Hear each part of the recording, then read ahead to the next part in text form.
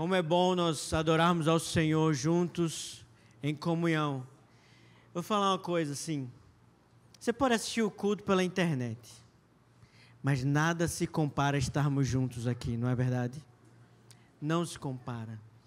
A gente é tocado pelo Senhor, a gente sai despretensiosamente de casa pela manhã, sem esperar aquilo que o Senhor vai fazer, e de repente Ele move o seu Espírito, nos toca, nos conforta, nos confronta, nos exorta, nos cura, porque o Espírito Santo é esse constante movimento em que a gente não sabe para onde vai, nem para onde vem, mas Ele age de forma poderosa em nosso meio. Hoje nós vamos continuar a estudar um pouco no livro de Romanos, especificamente hoje, Romanos 14. Então, eu não vou me demorar, procurar ser o mais breve possível, mas eu acredito que tenham lições preciosas para nós nessa manhã. Amém? Se você achou aí, Romanos capítulo 14, especificamente o capítulo inteiro. Vocês estão prontos para isso? Romanos capítulo 14. Aceitai o que é fraco na fé, sem a preocupação de debater assuntos controvertidos. Um crê que pode comer tudo, e outro, cuja fé é fraca, come somente alimentos vegetais. Aquele que come de tudo não deve menosprezar o que não come, e quem não come de tudo não deve condenar quem come, pois Deus o aceitou. Quem és tu que julgas o servo alheio? É para o Senhor que ele está em pé ou cai. E permanecerá em pé, porquanto o Senhor é capaz de o sustentar. Há quem considere um dia mais sagrado do que outro. Outra pessoa pode entender que todos os dias são iguais. Cada um deve estar absolutamente convicto em sua própria mente. Aquele que guarda um dia especial, para o Senhor assim o considera. Aquele que se alimenta de carne, o faz para o Senhor, pois dá graças a Deus. E aquele que se abstém para o Senhor se priva e também dá graças a Deus. Porque nenhum de nós, vive exclusivamente para si, e nenhum de nós morre apenas para si mesmo. Se vivemos, para o Senhor vivemos, e se morremos, é para o Senhor que morremos. Sendo assim, quer vivamos ou morramos, pertencemos ao Senhor. Porquanto, foi por este motivo, que Cristo morreu e voltou a viver, para ser Senhor tanto de vivos quanto de mortos. Mas tu, por que julgas teu irmão? Ou tu, igualmente, por que desprezas teu irmão? Pois todos compareceremos diante do tribunal de Deus. Porquanto está escrito, por mim mesmo jurei, diz o Senhor, diante de mim todo joelho se dobrará e toda língua confessará que eu sou Deus. Deste modo, cada um de nós prestará contas de si mesmo a Deus. Portanto, abandonemos o costume de julgar uns aos outros. Em vez disso, apliquemos o nosso coração em não colocarmos qualquer pedra de tropeço ou obstáculo no caminho do irmão. Como uma pessoa que está no Senhor Jesus, tenho plena convicção de que nenhum alimento é por si mesmo ritualmente impuro, a não ser para aquele que assim o considera, para esse é impuro. Se o teu irmão se entristece por causa do que tu comes, já não estás agindo por amor fraterno. Não destruas teu irmão por conta da tua comida, pois Cristo morreu por ele também. Aquilo que é bom para vós não se torne motivo de maledicência, porquanto o reino de Deus não é comida nem bebida, mas justiça, paz e alegria no Espírito Santo. Pois quem serve a Cristo desta forma é agradável a Deus e estimado por todas as pessoas. Por isso, esforcemo-nos em promover tudo quanto conduz à paz e ao aperfeiçoamento mútuo. Não destruas a obra de Deus por causa de comida. Na verdade, todo alimento é puro, mas se torna um mal se alguém vir nisso um motivo de escândalo. É melhor não comer carne, nem beber vinho, nem fazer qualquer outra coisa que leve o teu irmão a tropeçar. Assim, seja qual for tua doutrina a respeito desses assuntos, guarda a convicção entre ti mesmo e Deus. Bem-aventurado aquele que não se condena naquilo que aprova. Todavia, aquele que tem dúvida é condenado sem comer, mas não come com fé, pois não come com fé, e tudo o que não provém da fé é pecado. E o primeiro versículo do capítulo 15, ele diz o seguinte: nós que somos fortes, temos o dever de suportar as fraquezas dos fracos, em vez de agradar a nós mesmos. Senhor, aqui está a tua palavra. Nós te pedimos, fala conosco nessa manhã. Mantenha-nos concentrados, que a nossa mente esteja cativa a você, Espírito Santo. Que o Senhor, de uma forma doce e gentil, fale aos nossos corações e nos ensine a cada vez mais viver segundo o teu Evangelho. Em nome de Jesus. Amém. Irmãos, um texto longo, um assunto que gera controvérsias em nosso meio. Às vezes, algumas coisas que em nossa geração geram alguma polêmica, mas o que na verdade acontece aqui é que Paulo, apesar de nunca ter ido a Roma, ou plantado, na verdade, aquela igreja e conhecer aqueles irmãos, ele estava preocupado com uma situação. A situação era que os irmãos de Roma, eles estavam tendo atritos por questões que ele considera secundárias. Imagina que na mesma igreja haviam gentios e judeus convertidos a Cristo, e alguns dos irmãos estavam entendendo que a liberdade da qual eles desfrutavam em Jesus os eliminava ou os absolvia de certos ritos que o judaísmo os impunha. Coisas como comidas, guardar dias sagrados. Alguns irmãos convertidos a Cristo, eles ainda guardavam o dia do sábado, eles conversavam e ainda guardavam as festas, que nós chamamos das festas bíblicas, principalmente as três principais: Páscoa, Pentecostes e Tabernáculo.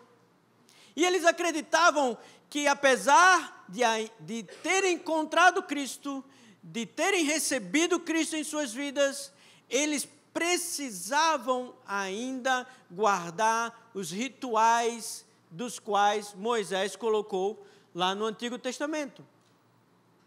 E nós tínhamos também irmãos cristãos gentios, aqueles que se sentiam livres para que pudessem não mais guardar essas situações. Não precisavam mais fazer uma comida kosher. Imagina que até hoje, nós podemos ver lá no Nordeste, eu acredito que aqui também, quando se mata um cordeiro, se mata um bode, se coloca ele pendurado até o sangue descer totalmente. Isso é uma herança judaica, porque o judeu ele não podia comer nenhum tipo de carne do qual tivesse sido aquele animal morto de uma forma em que não tivesse sido cortado a sua garganta e derramado todo o sangue. Então, se por exemplo uma fera, um outro animal matasse um boi, um novilho, um cordeiro, ele não poderia usar aquela carne. Se alguém tivesse dado uma paulada na cabeça, ele não poderia comer aquela carne. Existem várias formas em que o judeu não poderia comer aquela carne. E além disso, em Roma, os gentios estavam acostumados a comerem carnes sacrificadas a ídolos. E quando eles compravam aquela comida no mercado em Roma, levavam para as reuniões da igreja, os judeus eles ficavam sem saber se aquela carne tinha sido sacrificada a ídolos ou não. E havia uma discussão severa diante disso na hora da ceia.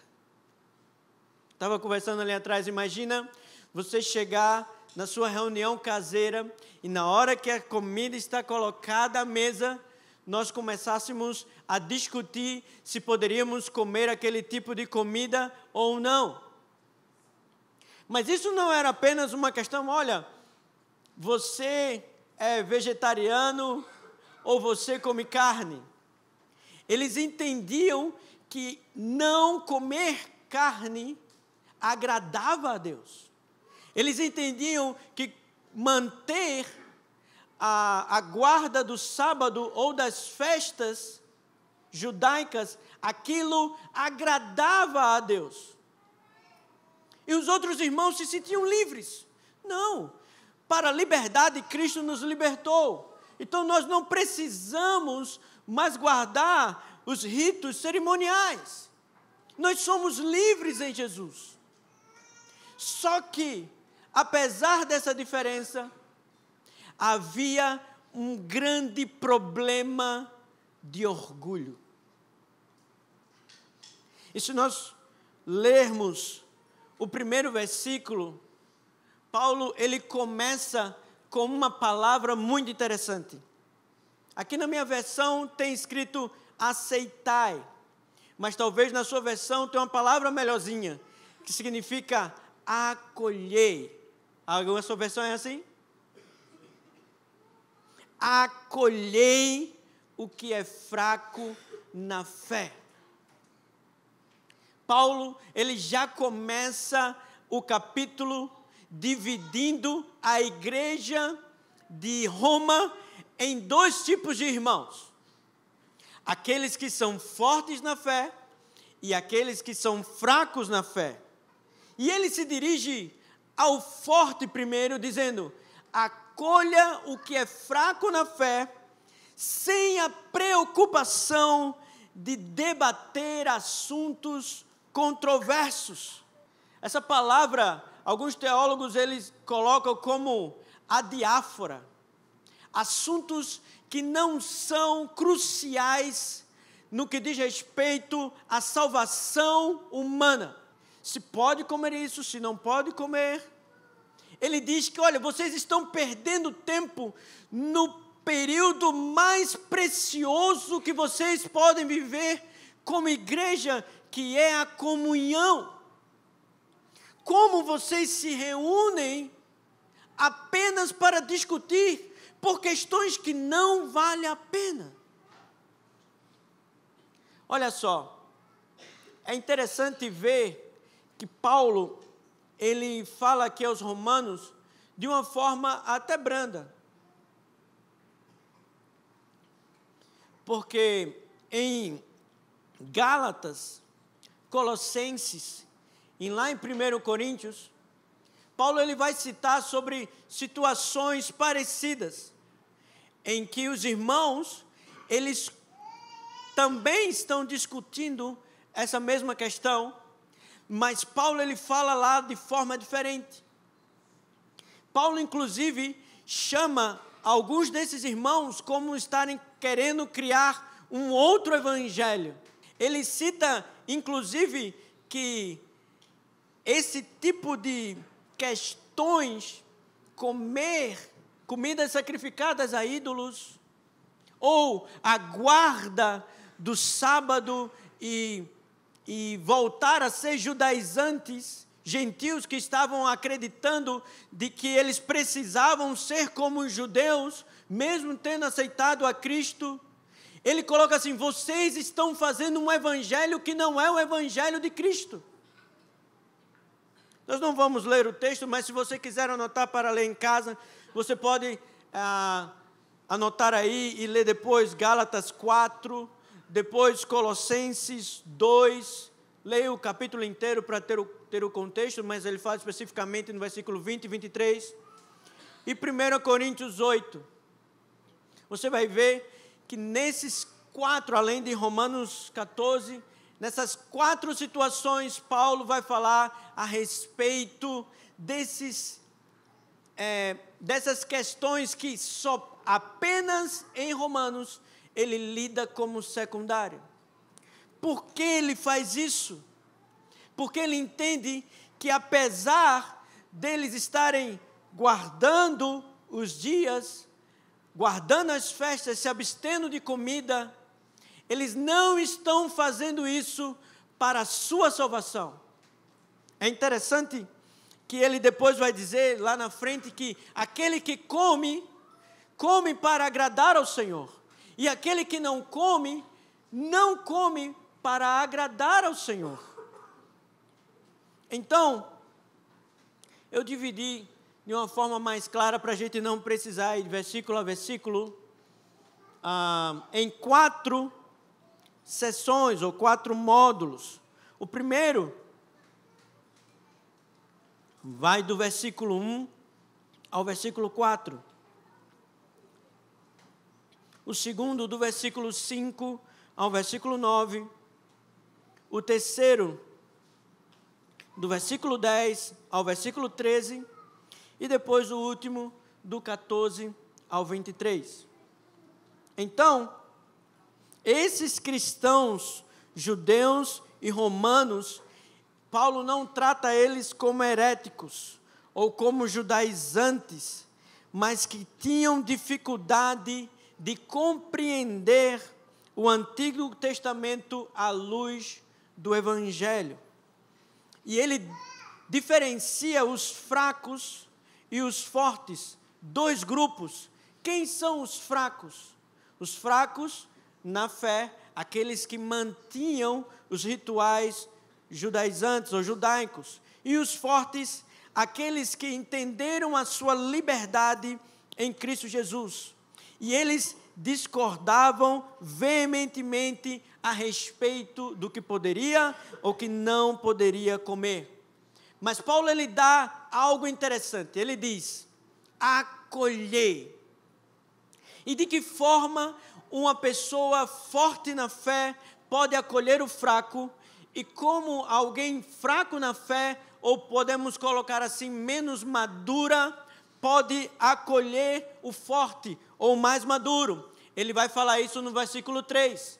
Se você está com a sua Bíblia aberta, ele diz o seguinte: aquele que come de tudo, não menospreze. Aquele que comia estava menosprezando quem não comia. E aquele que não comia, ele estava julgando ou condenando. Talvez você que não tenha problema em relação à bebida alcoólica, que talvez é o caso de nós, igreja gentia. Talvez você diga assim: esse camarada não bebe, por que você não bebe? Por que você tem problemas com isso? Jesus não condena o álcool. E o que não bebe, talvez possa estar dizendo assim: olha só, fanfarrão, bebarrão. Então, ao menosprezo e ao julgamento, à condenação. E Paulo, quando ele vai falar aqui sobre acolher, ele diz: não menospreze. Ele diz: não condene, porque há um motivo. No versículo 4 ele vai dizer: quem és tu que julgas o servo alheio? O servo alheio não é um servo um do outro. Ele diz: é para o seu Senhor que ele faz isso. Aquele que não bebe ou aquele que não come é para o seu Senhor. E aquele que bebe e aquele que come é para o seu Senhor. Não é para aparecer, ou por condenação, ou simplesmente porque é pecado ou não é. O caso aqui em Gálatas não é isso. Eles achavam que isso agradaria ao Senhor. Mesmo vivendo a liberdade em Cristo, acolhei. E uma das grandes questões na igreja evangélica, não só no Brasil, mas talvez no mundo, é que nós não sabemos viver com os diferentes. Nós sabemos viver com aqueles que gostam da mesma música, ou bebem a mesma bebida, ou comem a mesma comida, ou têm os mesmos gostos de roupa ou qualquer outra coisa em hobbies. Nós não sabemos viver com os diferentes. Mas a igreja de Cristo é essa grande novidade de diferenças.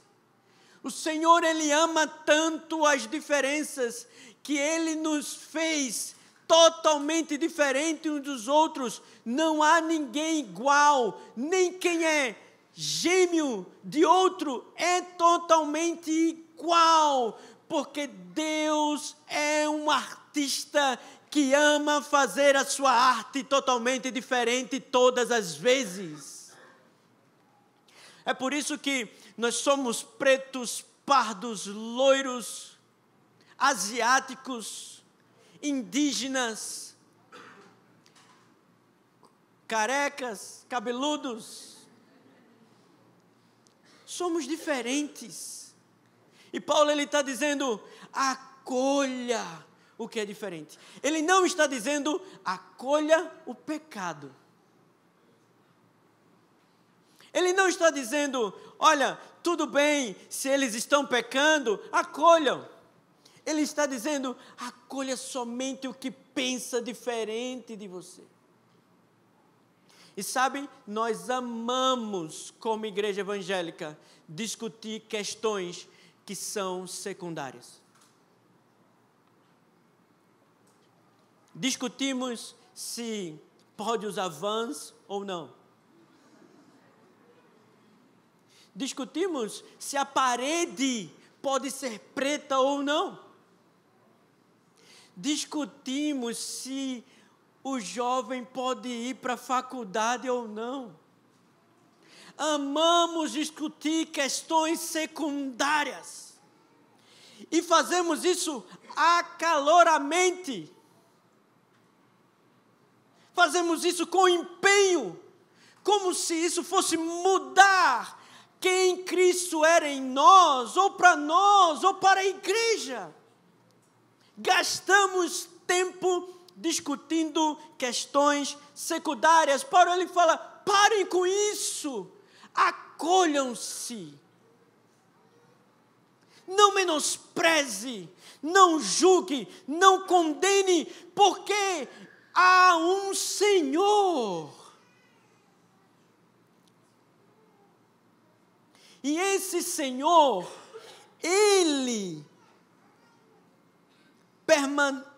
é capaz de sustentar, no final do versículo 4, Ele é capaz de sustentar para que fiquemos em pé.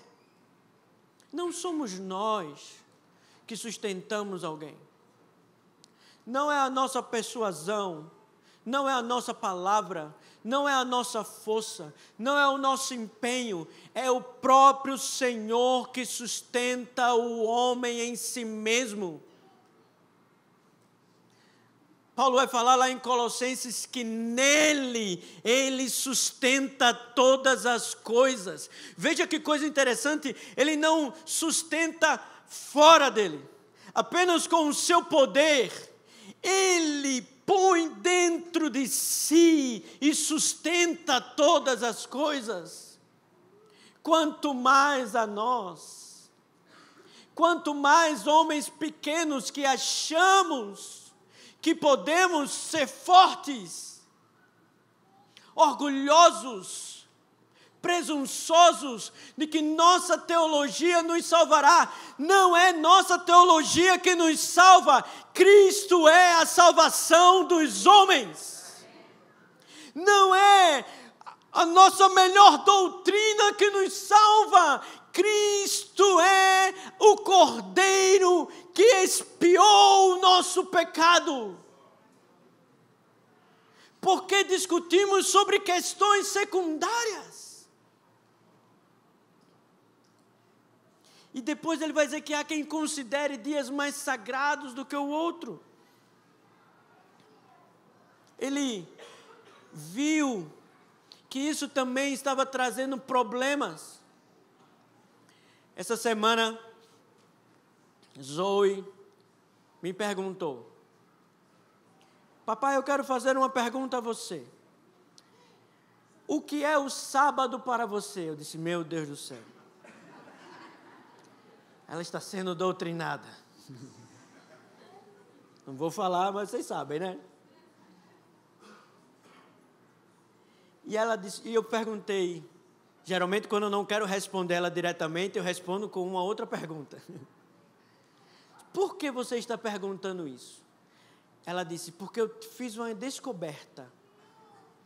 Foi, filho, o que foi? Na lei de Moisés, o Senhor colocou o sábado. Mas, se não existisse o sábado, Jesus não curaria no sábado. Os fariseus não iam ficar com raiva de Jesus e não iam mandar ele para a cruz. Eu disse, continue. E ela disse, se Jesus é Senhor do sábado, então sábado é todo dia. Eu disse, eu estou ensinando essa menina direito.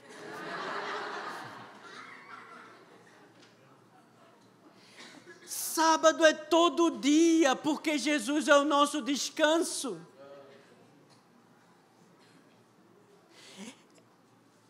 Aqui, eles discutiam se era ainda para manter o sábado ou não, as festas ou não, e os fortes estavam dizendo, vocês são muito teologia palha, rala, vocês são muito fraquinhos, Jesus é Senhor do sábado, Jesus está cumprindo as festas, Ele cumpriu Pentecostes, Ele cumpriu Páscoa.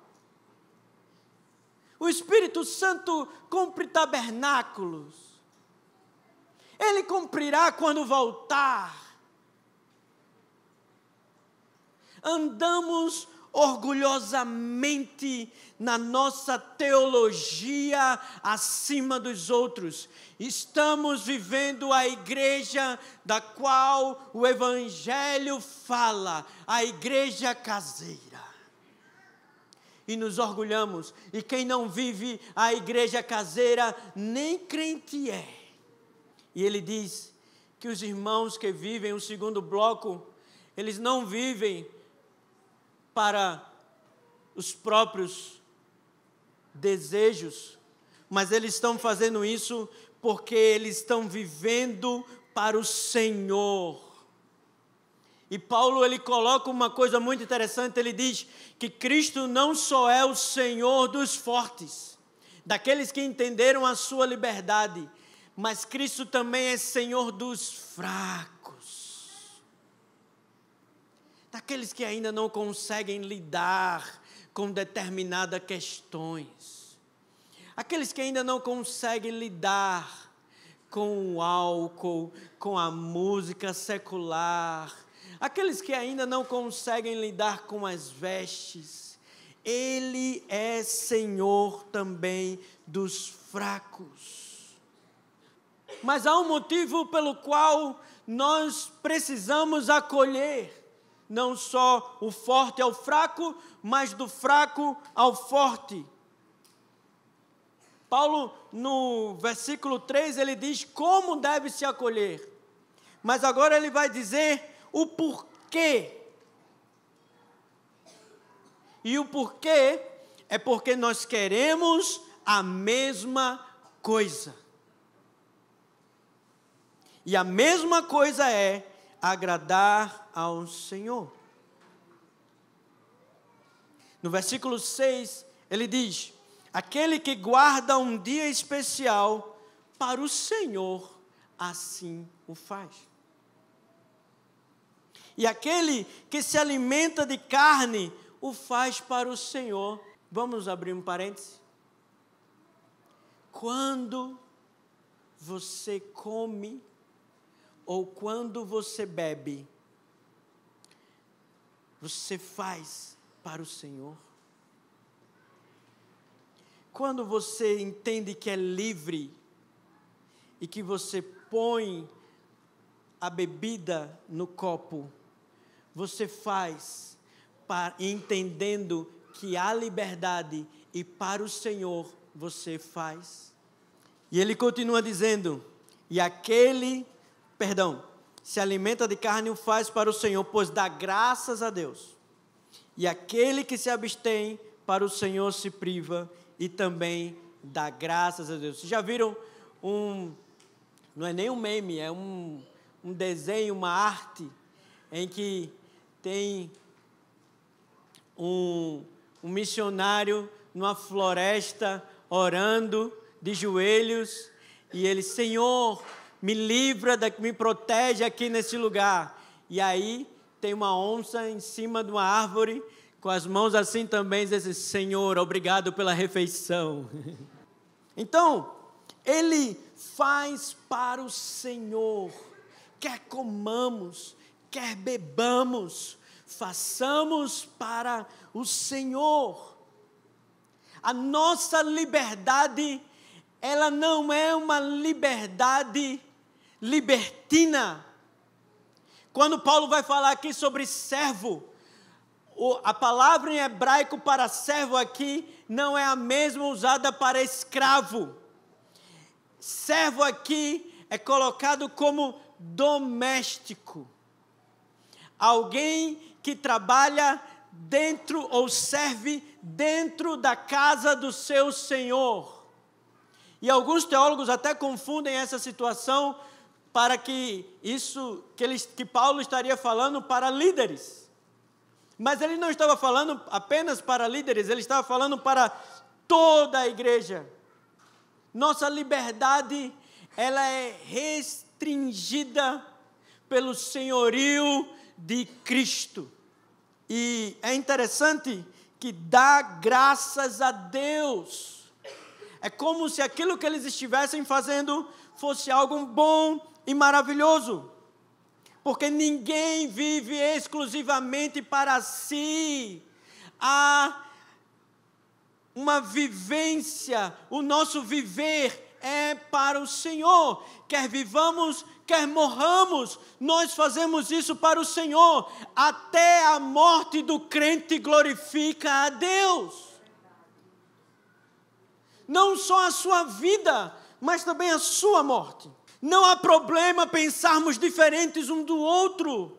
O problema é quando fazemos dessas questões secundárias prerrogativas para a falta de comunhão. O problema era a comunhão. eles estavam brigando no momento da comunhão. Você é diferente de mim, eu sou diferente de você, mas as nossas diferenças não podem travar ou prejudicar a nossa comunhão, porque é em Cristo que nós somos um. Não é através daquilo que gostamos, não é através daquilo que fazemos, não é através daquilo que nós nos interessamos. Cristo é o elo que une todo crente. Cristo é aquilo que nos une. Quando nós ceiamos, nós estamos dizendo, somos diferentes, somos pecadores, pensamos diferentes, mas Cristo nos uniu e somos um só corpo, um só batismo, um só Senhor, uma só fé, um só mediador. Ele é essa pessoa. A terceira parte, a partir do versículo 10, ele vai dizer que nós precisamos evitar o julgamento e promover a paz. Ele diz, mas tu porque julgas teu irmão, ou tu igualmente porque desprezas o teu irmão? Pois todos compareceremos diante do tribunal de Cristo.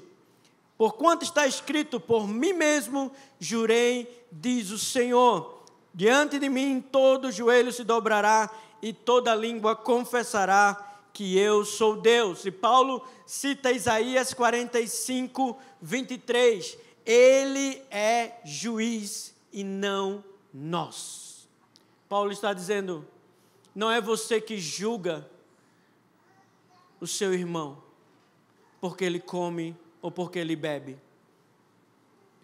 ou porque guarda dias. É Cristo.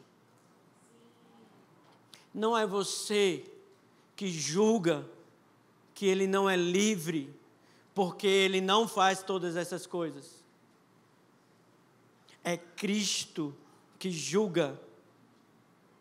E quando nós condenamos, ou nós menosprezamos, nós fazemos algo terrível. Tomamos o lugar de Cristo. E nós cantamos, toma o lugar que é só teu. Mas quando julgamos, menosprezamos ou condenamos, nós nos colocamos no lugar que só pertence a Cristo. Lembrando mais uma vez, Paulo não está falando sobre pecado, ele está falando sobre costume. Ele está falando sobre cultura. Pecado é pecado. Quando eu tomo uma bebida alcoólica, mais do que eu poderia beber, é pecado. Não é julgamento. É pecado. Quer que eu diga mais uma vez? Paulo não está falando sobre pecado. Ele está falando sobre julgamento por causa de questões secundárias. E ele termina dizendo no versículo 12, deste modo cada um de nós prestará conta de si mesmo. E aí tem uma questão chamada consciência. Nossa consciência precisa estar no Espírito. Nós sabemos quando fazemos algo que não estamos agradando a Ele. Por mais que a gente tente se enganar, nós sabemos disso. E lá, a partir do versículo 13 até o versículo 23, Paulo ele vai dar uma lição interessantíssima. Ele vai dizer que o amor ele está acima da liberdade. E eu quero só destacar algumas questões e alguns versículos aqui no versículo 15, Paulo vai dizer que se o teu irmão se entristece por causa do que tu comes, já não estás agindo por amor fraterno. Sabe o que estava acontecendo? Vamos fazer uma coisa? Vamos chamar aquele judeu para nossa casa e vamos comprar todas as carnes do mercado, assar e dizer: você é livre para comer isso em Cristo? Era isso que estava acontecendo. E Paulo está dizendo: se você faz isso, você não está agindo com amor fraterno. E ele vai mais além, ele diz: não destrua o teu irmão por conta da sua comida, pois Cristo morreu por ele também. Aquilo que é bom para vocês não se torne motivo de falação, como a gente diz no Nordeste, de maledicência, porque o reino de Deus não é bebida nem comida, mas justiça, paz e alegria no Espírito Santo. Ele está dizendo: vocês estão perdendo tempo com coisas que não faz parte do reino de Deus, porque comer e beber não é o reino de Deus, mas justiça, paz e alegria. Não percam tempo. Depois Paulo ele vai falar sobre não se torne para o seu irmão como uma pedra de tropeço. E eu quero abrir um parênteses aí. Quando Paulo fala sobre pedra de tropeço, ele não está falando sobre eu fazer alguma coisa que o meu irmão fique chateado, ou trazer escândalo. Imagina que aqui nem tanto, mas lá no Nordeste, algumas igrejas elas são muito caxias em relação às vestes. E aí tem que ter cabelo longo. Não podem depilar as pernas, as mulheres. Então imagina que para agradar ao nosso irmão, ou os nossos irmãos, as nossas irmãs, todas as irmãs aqui teriam que fazer assim e agir assim. Não dá nem para imaginar, né? Eu sei. Graças a Deus. Mas Paulo ele está falando não disso. Quando ele diz sobre pedra de tropeço, ele está falando sobre induzir o seu irmão ao erro, para que ele faça aquilo que a sua consciência não quer que ele faça. Por exemplo, pedir para que ele beba, se isso o condena. Ou pedir para que uma irmã que entende que não deve se maquiar, e induzir ela a isso, dizendo que ela é livre, e ela se maqueia, e de repente, depois ela se esconde, tira tudo, porque aquilo faz mal a ela.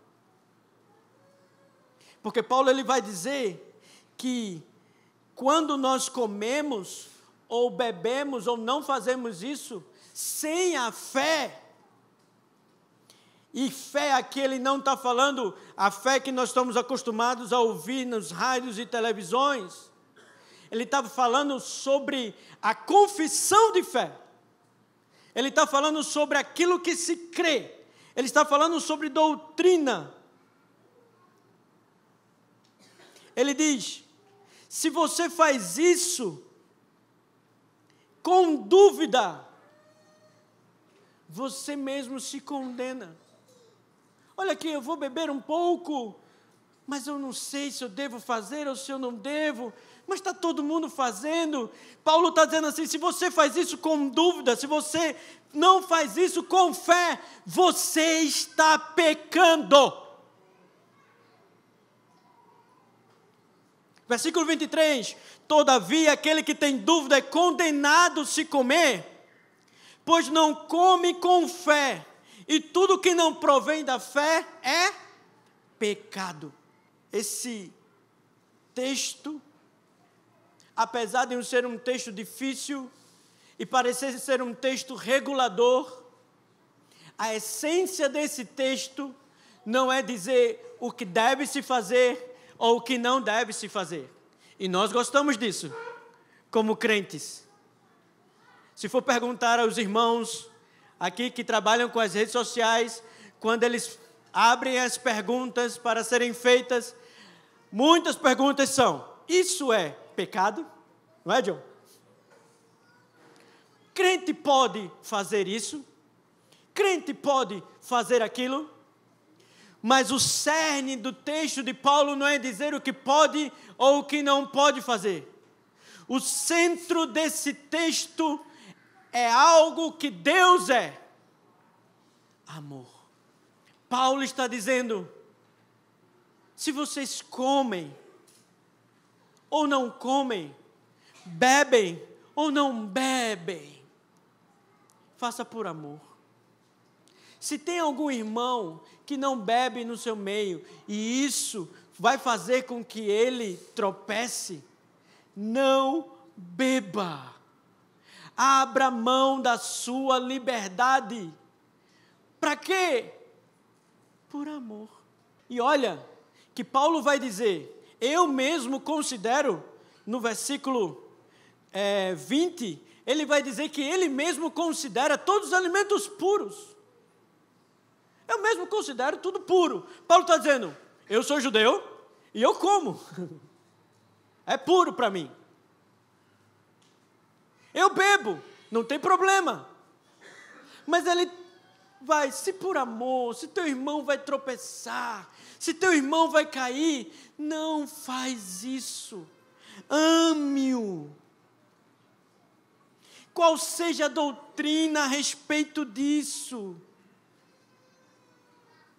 Ame-o. Aqui é sobre comida e bebida, ou sobre dias santos. Mas qual é a questão que nós estamos brigando nesses dias, que tem feito os nossos irmãos tropeçarem? Quais são os assuntos que não fazem parte do reino, que estão levando os nossos irmãos a tropeçarem, a infligirem a sua consciência? Nossa liberdade não é o princípio que nos guia. Se a liberdade é trazer orgulho, eu tenho orgulho de ser livre, portanto eu não me importo.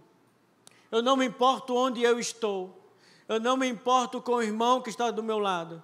Eu não me importo na situação em que eu estou vivendo. No ambiente em que eu me encontro, eu vou usar da minha liberdade. Você está sendo regido não pela liberdade, mas pelo orgulho. E Paulo vai dizer que a liberdade não é o princípio que nos guia, mas o amor aos irmãos e aos interesses do reino de Deus. Não somos livres para fazermos o que queremos. Sabia? Não somos livres para fazermos o que queremos. Somos livres para agradar a Deus e amar o irmão. Amar o irmão. Eu sei que tem irmão que é carne de pescoço. Aqui não tem o costume de comer pescoço de galinha, né? Mas lá no Nordeste tem. Tem irmão que é difícil de amar, né? Mas é a liberdade que nós temos em amar os diferentes. Você ama aquele que não veste preto ou ortodoxo ou arte gerarte?